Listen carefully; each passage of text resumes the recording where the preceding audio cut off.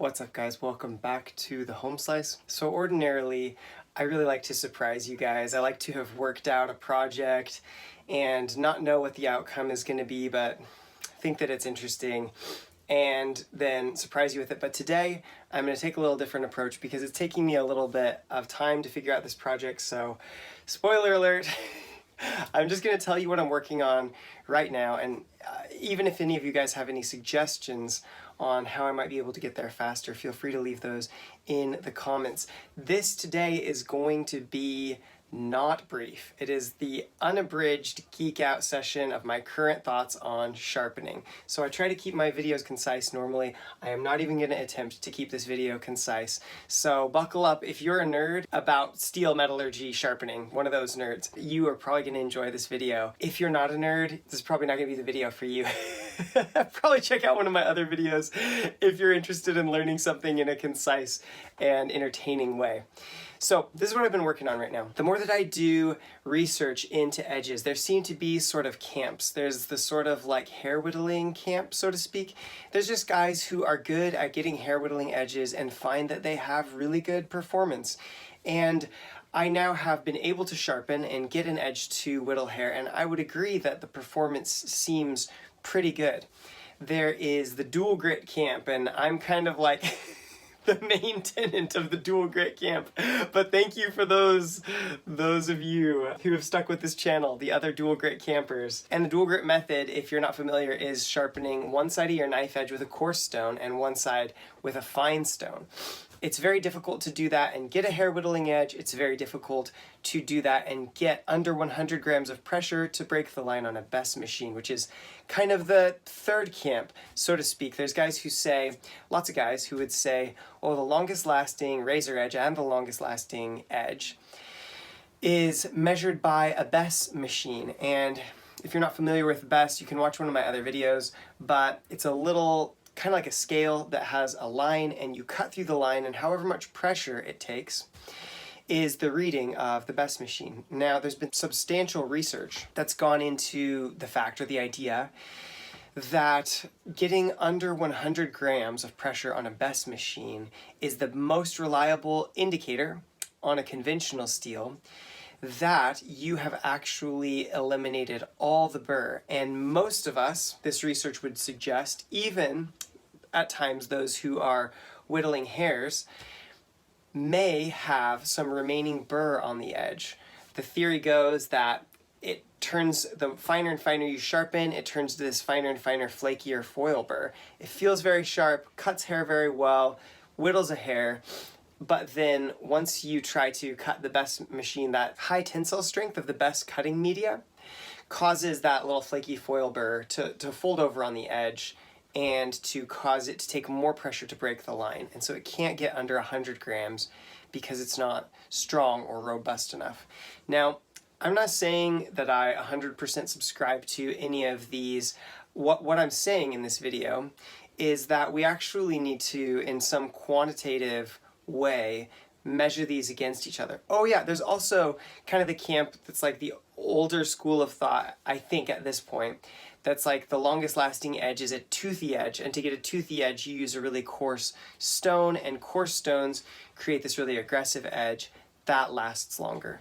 So there you go, 4 camps. So as I've said, people often will promote, one of these sort of sharpening methods. I personally, you guys can suggest it, but I have never seen anyone who's measuring these things in any sort of quantitative way against each other. I think that it's kind of rare for somebody to be willing to think outside of the box of their own method. Not always. But I've just never seen a systematic test of these things against each other. So I started some kind of subjective testing. I got my Spyderco Military under 100 BESS and tested that. I also have got my Spyderco Military hair whittling and tested that a few different times. I have left it coarse and I've tested that a few times, and then of course I normally carry it with a dual grit edge. And in my subjective testing, it's really hard to say. It really feels like the dual grit edge stays aggressive for an extraordinarily long amount of time. Like all the other edges, I'm kind of used to the dual grit, so all the other edges, I end up feeling somewhat disappointed in the fact that the aggression seems to go away fairly quickly. Even I would say the under 100 BESS edge, I've got it down to 59 BESS, and that one too seemed to lose aggression relatively fast. Now, I'm not the best at doing that. I'm still getting better at doing that, and I may still have left a little bit of like a wire edge in there because on a higher carbon steel, you can do that. But anyway, what I am trying to do right now is I'm trying to get these Victorinox kitchen knives. They're in a conventional stainless steel, a normal stainless steel without much carbide, and I want to analyze. I want to get one of them dual grit, really good, really sharp and zippy. Get one of them, leave one of them coarse, get one of them to whittle hair, get one of them under 100 BESS, demonstrate all of those things before the test, and then I'm sort of working on, and I sort of have devised a set of tests which we could measure slicing force somehow, where we could measure wear resistance somehow, where we could measure durability somehow, and actually begin to take the first step in getting our heads around these ultimate edges that people really subscribe to. Start to get our heads around, like, is one better, or are they better at different things? And if they're better at different things, how do I purpose sharpen my knife to be the ideal, most lasting, aggressive, etc., whatever, for this specific type of task that I plan to do with this knife? Now, I'm a nerd, so this stuff gets me really excited. I think this would be totally awesome. So I have got a hair whittling Victorinox. I have got a dual grit Victorinox. I've got a coarse, of course. No pun intended originally, but that was convenient. And I'm working on right now getting a Victorinox knife under 100 BESS, like well under, hopefully under 90. And then we can begin testing these against each other. And I think that would be really awesome. I actually right now, because my best results so far I've had have been just with a leather strop, but I don't really have a proper strop. So I'm like using my belt because my budget's pretty small right now. So I've saved up a little bit of money and I have a set of kangaroo leather strops on the way. And so I'm gonna be able to hopefully utilize those. There's really good evidence to back up that kangaroo tail is kind of your best shot at getting under 100 BESS. And also I've read a book by Vadim Krychuk and checked out his methods for doing under 100 BESS on a grinding machine, and I think it's pretty neat research, and I'm trying really to adapt that to like hand sharpening with like a little bit more variance and like no budget. So here I am. Hopefully we'll have that test out in the next couple months. I'm really excited about it.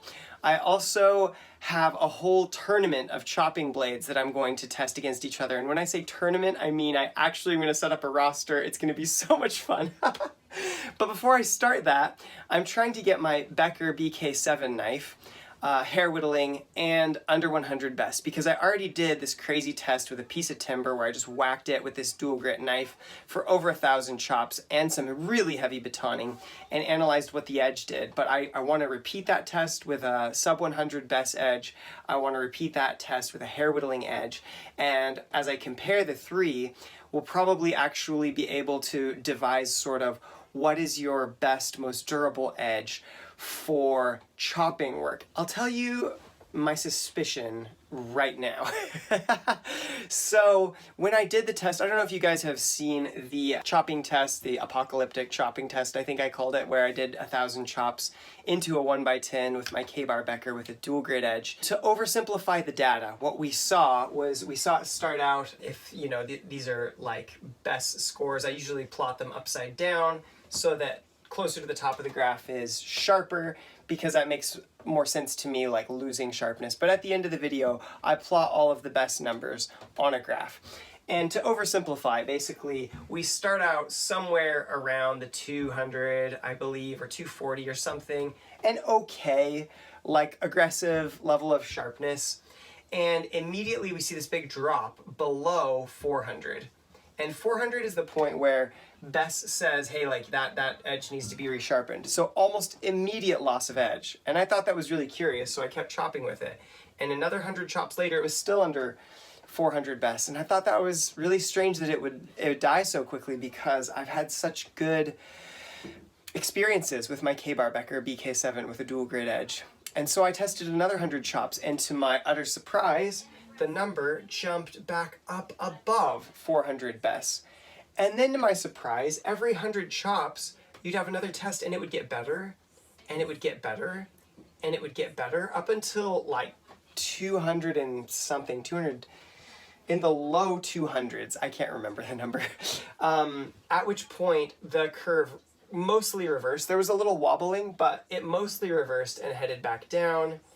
And then when it was getting close to 400 again, it like stretched out, and then it went up and actually seemed unusually sharp again, and then plummeted below 400, kind of in earnest, I believe. This is my suspicion, okay? When you make a dual grit edge, your V edge, your normal triangular edge, is being formed, and in the process of that, you form a burr. And so you've got this sort of microscopic burr on there. There's some zones here of like plastic deformation, of like metal that is bent that will never return.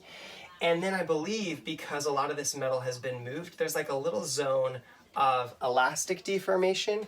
And this zone in the middle, I would say, is probably pretty likely to be work hardened. So I'll put dots on this area. So there's a little area of the edge that's sort of work hardened. And when you move metal, it's sort of like break bonds, then it will rearrange in such a way that it's actually a higher hardness level than the metal around it. So if the K-Bar Becker is, say, 58 HRC, that's probably a bit generous, then perhaps this is nano small zone just under the apex is maybe a little bit more. I don't know, maybe 60. I have no idea. This is just like theoretical right now. I don't know. But I think that what happens is you realign that edge with the stone, and what Dr. Todd Simpson has found is that it doesn't remove all the metal. It actually realigns this to an edge that's centered again.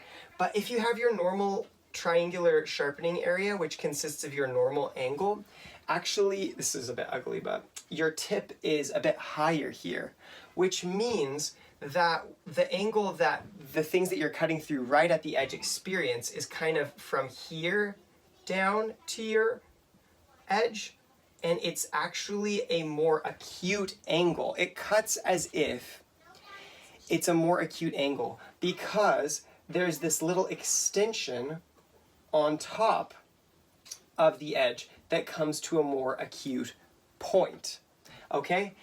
I think with stropping, like a lot of this metal that's been plastically deformed and isn't gonna go back gets removed by the strop and stuff, and what you're left with is maybe a little bit of weak steel on the outside, but a core that's maybe slightly work hardened, if that makes sense.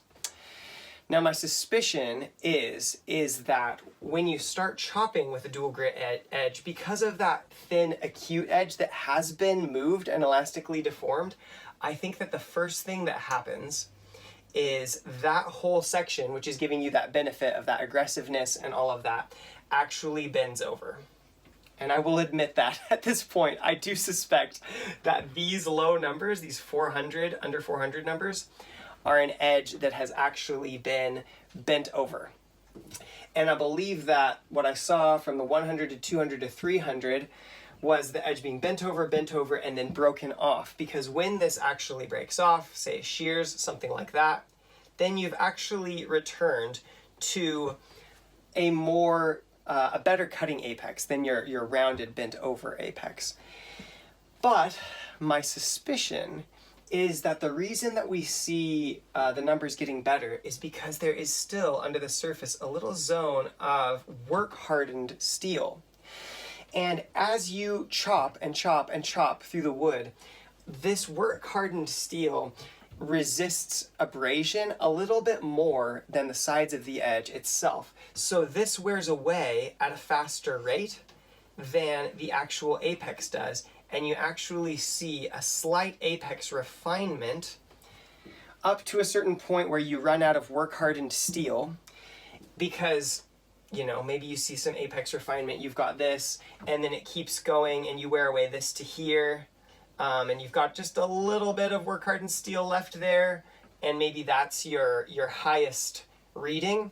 And then once this is broken off or worn away, then the steel begins to dome and to abrade normally, which is where you see the curve back down. I think a lot of my edges come to this like sharper point before they actually die.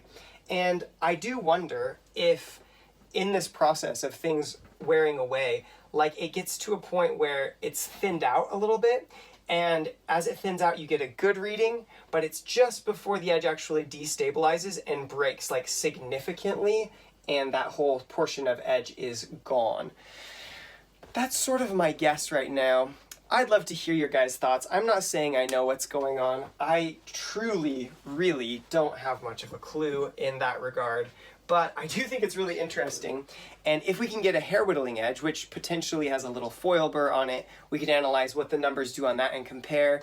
If we get an edge under 100 BESS, it's very likely that you've removed a lot of that plastic deformed steel, and you could actually take a look at what a clean apex does. Now, if a clean apex kind of does one of these and it just slowly abrades, actually it would be under 100 BESS to start with, so it'd be a lot higher than this. So if it kind of just slowly abrades and plateaus and then falls off slowly like this, then I think, well, for chopping tests, we definitely need to go under 100 BESS. And I suspect that under 100 BESS is probably going to be the most practical thing for my chopping tests. But if it starts out and it sort of like tanks and then goes down like this and abrades away like that, then we sort of have another story. We're like, okay, well, the dual grit edge failed faster, but then it recovered. And at what point is the recovery worth the failure? I don't know. It'll just be interesting to see.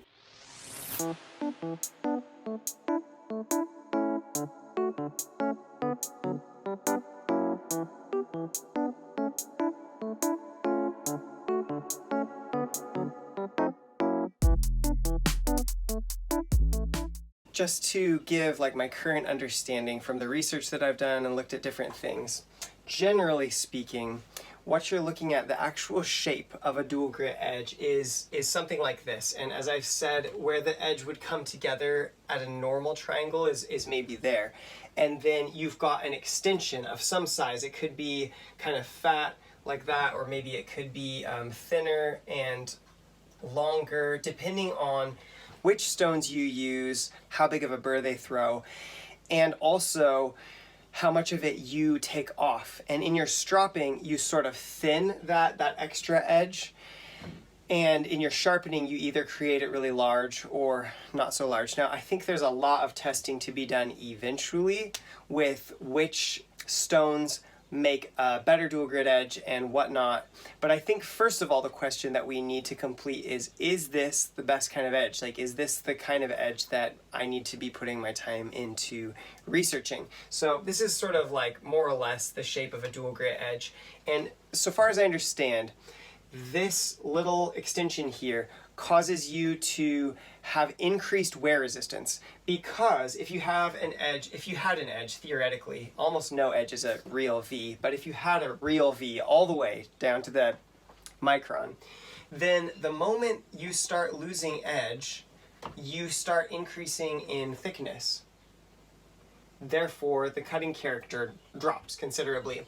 In a dual grit edge, it may be work hardened, potentially, but undoubtedly what you have is that if you lose, say, if that what I just did was 5 microns of edge worn away, you've lost a similar amount on a dual grit edge and a V edge. If you lose 10 microns of edge, then you can see here that the widening process for a normal edge is fairly like linear. Like if it abrades away, it starts getting thicker in a real hurry. But a dual grit edge has this thinner kind of razor edge And as it wears away, it actually cuts with aggressive cutting character for a longer amount of time. It feels as if it's a more acute edge for a longer amount of time, because even though, like, Todd Simpson analyzed it and saw that there were some times that this dual grit edge was getting completely rounded over. But even though it was completely rounded over, this distance was still so small. This was maybe like 2 or 3 microns frozen there, where if the same amount had been worn away from an ordinary edge, maybe it would be like 6 or 8 or 10 microns wide. And so that's sort of the benefit to a dual grit edge. My suspicion is over the long term is that we'll find that it's probably a good light duty long-term EDC kind of edge for a knife that you don't beat the tar out of. But we'll see. So far as I understand, under 100 BESS edge will have been stropped or cleaned up to the extent that it's micro-convexed just at the tip. Now, we're talking like micrometers or even nanometers at this point. I'm not talking about a convex edge. Like, if this edge were fully to scale, the whole edge would be like miles long, you know? I'm just talking like the very tip has been deburred by wearing away to a convex shape all of that weakened or plastic deformed metal. So far as I understand, most hair whittling edges, there are some hair whittling edges that are like under 40 on the BESS machine, and those would be like a perfectly cleaned up sub 100 BESS edge with nothing left on it that's also at a really acute angle. Usually. Most hair whittling edges, many of the hair whittling edges out there, have a teeny little foil burr left on them, and that's what catches into the hair follicle.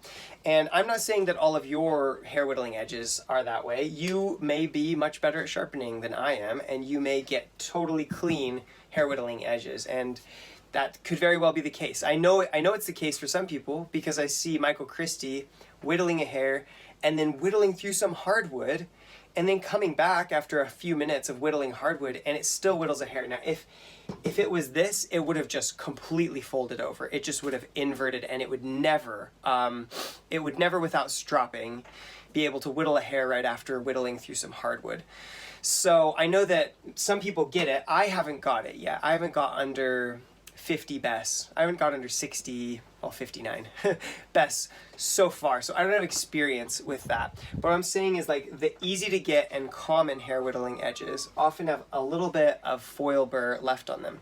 Now, that's not to say, oh, hair whittling edges are bad. Like, I have created these hair whittling edges and carried them, and they seem like the edge retention is quite good. And if you really think about it, like, if you have a cutting task where this little foil burr gets hit, and then it kind of like folds over, because that's what metal does when it's 1 micron thick. And then say the worst case scenario, like it breaks off and it chips just under the point of the edge.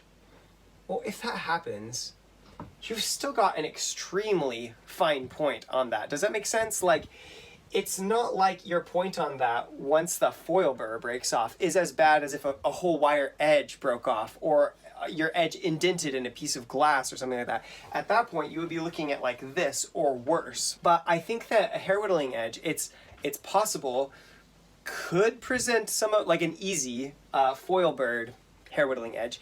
It could even present some of the best qualities of both. I think it just needs to be researched, and maybe some people have researched it and I haven't found that, but I just want to put in some research into it myself.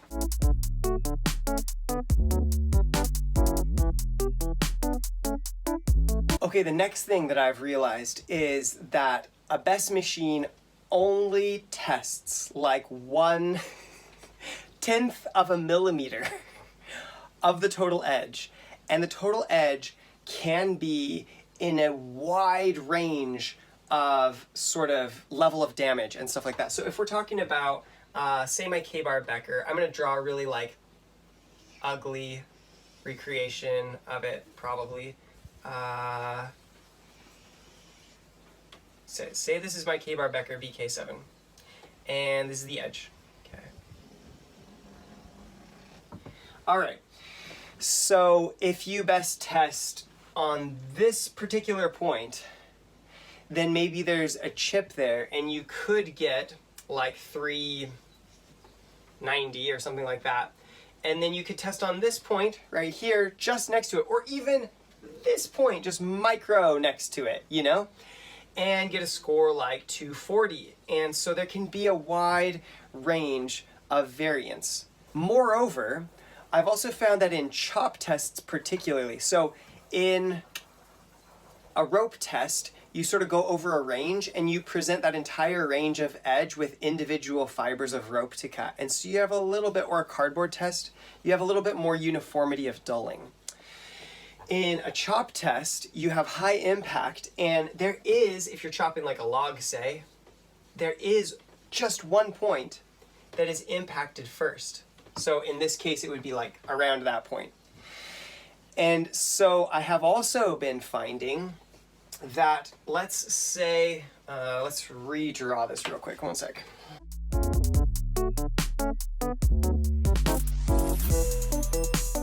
I'm gonna make the edge stupid large just to illustrate a point. So this is the thing with chopping. Each chop lands somewhere.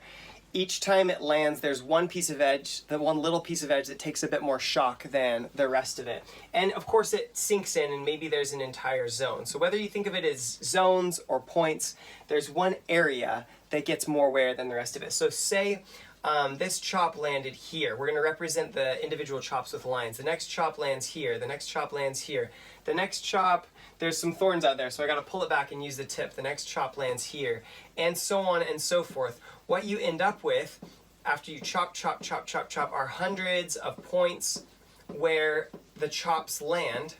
And what I'm finding is that, like in the tomato tests, one of my viewers, who's really awesome and analytical, pointed out that, hey, I noticed that even though when you test the tomato, you test right in the sweet spot where like the chops go, and you don't really leave this range right here.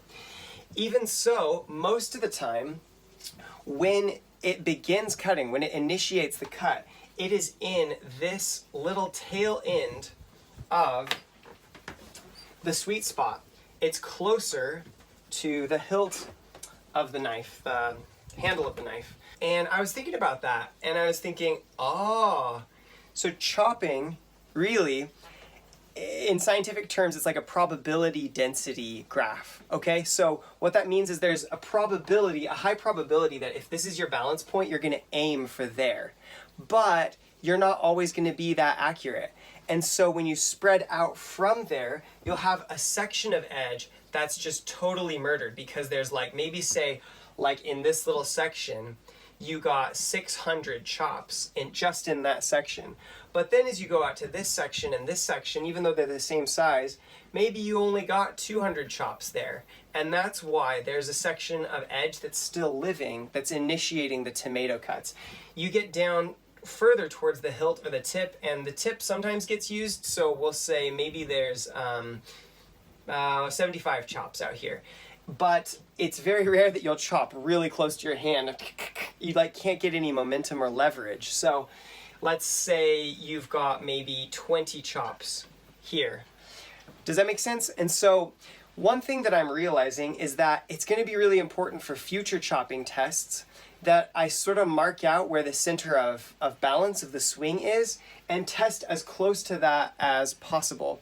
The tomato test is good because it shows you how much of the edge is still alive. So for instance, on the Fallkniven A1, and this is a terrible reproduction, but on the Fallkniven A1, I found that I could look down the edge. Now it lasted almost 3 weeks. It may have lasted 3 weeks. We're going to test it in just a second. It has lasted so far 2 weeks of chopping, and I couldn't account for it. I'm like, why? Why is this lasting so long? Everybody uses carbon steel. It seems like it must be better. And I had this viewer point this thing out to me, and I got to thinking about it, and then I was examining the edge. I was looking at it in the light, and it's funny because the edge on my K-bar, you would see uniform dulling or rounding of the edge, and the whole edge seemed to get a little bit duller, which makes sense because there's not a lot of carbides to change how it wears. But the VG10 has a lot more alloy in it, and because of that extra amount of alloy, it actually changes the wear characteristics of individual sections of edge, as well as introducing patches of the knife that have a harder or more wear-resistant cutting character. So when I look down the Becker edge, it doesn't reflect a lot of light because it's mostly rounded. When I look at the Fallkniven edge, there's like parts of it that are still really aggressive and bitey, and then there's little dots where it's gone. And I don't think that's carbide pop out because of the work that Todd Simpson has done. If you want to look at that, go to Science of Sharp and look up carbide pop out. Or carbides in Maximet. That's a really good article for that. I think it's because the alloy composition and the toughness, the changes that occur to it make it more likely for a microchip to happen, but they also mean that some of the areas of edge remain almost unaffected. And so when you have a place that's really close to the sweet spot, you have a whole bunch of spots that are just like completely dead. But as you move out from there, you have spots that, you know, maybe got 20 or 75 chops in them that day. And so there's wide stretches of edge that are really wear resistant. And although they might have been buried in the wood from that chop, they've held firm. They either hold firm or they break out. I guess that's what I'm finding. And so the Fallkniven operated much better in the tomato test because any of these areas that are unaffected, it just needs to initiate. It just needs to get through the skin and then it will continue cutting. It's not that much sharper than the Becker. It just has areas of edge that are still in pretty pristine condition where the Becker seemed to wear more evenly. I don't know if you find that interesting. I find that so interesting. And on that note, this is a Fällkniven A1. I have come to really love this knife. It is the most compact knife, the most compact package. Even though I find this a little bit silly, this is really compact. You don't have to have room for rivets like Kydex. You don't have to have a bunch of extra length there. This is such a slim, lightweight, compact package for a knife that can still chop small to sort of medium small brush. I've been really pleased with this. I'm going to do a whole blade design analysis on my shorts series down the road where we look into the different teeny little tweaks that Fällkniven has done to turn this combat knife into a semi-utilitarian masterpiece of a knife. I cannot believe the VG10 has lasted as well as it has. I was like floored when I made that video a few weeks ago. Anyway, here we are. At that point, the Fällkniven had chopped for 7 hours and still managed to initiate a cut through a tomato that was relatively soft. It was kind of squishy to the touch in less than 5 passes with no weight other than the weight of the knife. So we're back here to test that again, and we've done a full another day. So round about 10.5 hours I have spent chopping small brush with this knife. And that is the longest that I have done any of these tests. So I've got a tomato with just the right amount of squish to it right here. And here we go. I might readjust the camera here, maybe bring you guys in a little closer. And let's see if the Fällkniven A1 has one more day left in it.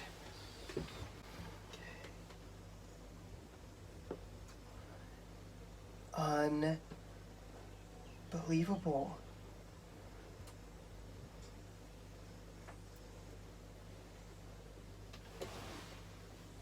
Guys, it cut in on the first pass. What Swedish witchcraft is this? This is insane. This is either the exact perfect like geometry grind behind the edge thickness that I've ever tested, or like the heat treatment on this VG10 is absolutely nutso perfection. I don't understand this, guys, but as of this moment, I'm a Fällkniven fanboy. Fällkniven fanboys, hi. I'm Gabe. I've made fun of you for like the last decade because I was like, why do you want a brick of steel, you know, that's like not that great of a grade of Takefu stainless steel in a piece of rubber. Like, why do you want to pay $500 for that? I want to pay $500 for that now. Please. Somehow, this Fallkniven has just destroyed my tests. I never would have thought that. We got to test this against the top silent hero. I'm going to get the top silent hero back. We're going to test it against this. What the heck? I'll go grab the BESS machine and we'll take a BESS measurement of it as it presently is. Although, as we've just seen, there can be some variance in that. So I should say while we're here in this section of the video that this dynamic of uneven dulling and the BESS reporting different things depending on which 1/10 of a millimeter of edge it's on has been noticed by me, as well as sort of reported to me by some of my viewers. So in future tests, I'm going to get in some more test media because I've gone through my BESS test media pretty quickly, and I've got to conserve for a little while. But once we start the next test, I'm going to try to do like 2 or 3 tests that are all in the area like around the sweet spot and take the average, because that will give us a better picture of the overall edge health. And I'm going to try to do a better job of zeroing in on that balance point so that we test the most worn area of the edge as best as we can. It's never going to be a perfect test outside of a laboratory, but so usually I will just butt the behind the sharpening choil up against this little pedestal and test from the exact same spot. But because I want to test where the balance point is at, I'm going to kind of scrap that on this one. So the reading may be a little different than the last one. Like, it may be better, it may be worse. But I'm just going to try to get right in the sweet spot for this one, which I think is right about, well, judging by how much of the Cerakote is worn off, probably about there. 10 hours in, this is the sharpness of a VG10 Fallkniven A1.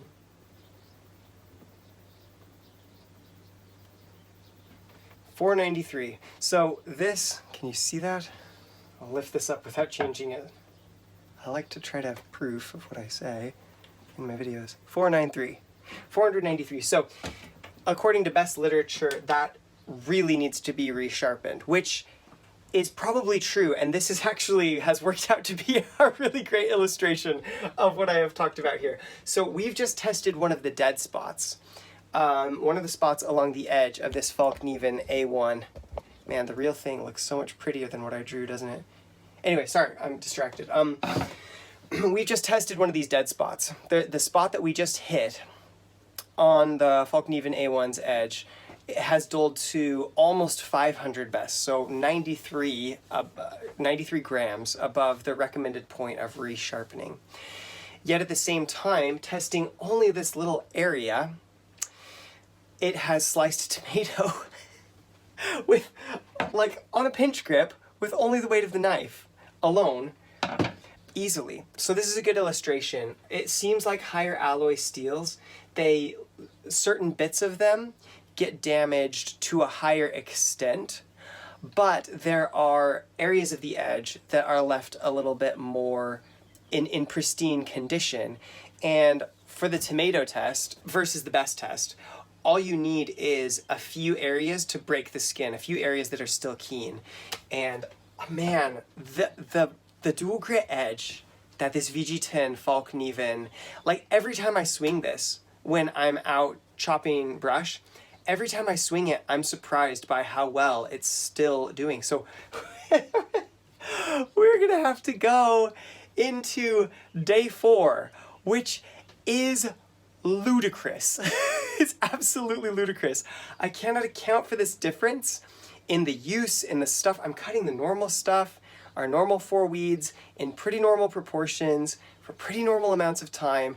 This is the kind of work that has dulled all the other knives. Like, it just is. And so I'll try to take some video of the day 4 of chopping this, since we're now in an area where I don't have to worry about privacy as much, and you guys can see some of it for yourself. But very, very impressed. Holy cow, Fallkniven. Anyway, I should probably stop there. Let me know if you like this style of video. Like, if there's a lot of nerds out there that want content that's this in-depth of the things that I'm discovering or guessing, then it'd be cool to know. If not, Maybe we'll try to keep most of the videos. We'll try to keep most of the videos concise anyway. I hope you've enjoyed this. I hope you have a great day. Thanks for tuning in. And for now, I will just say, hey, peace out from the Home Slice. Y'all take care of yourselves and have a great day.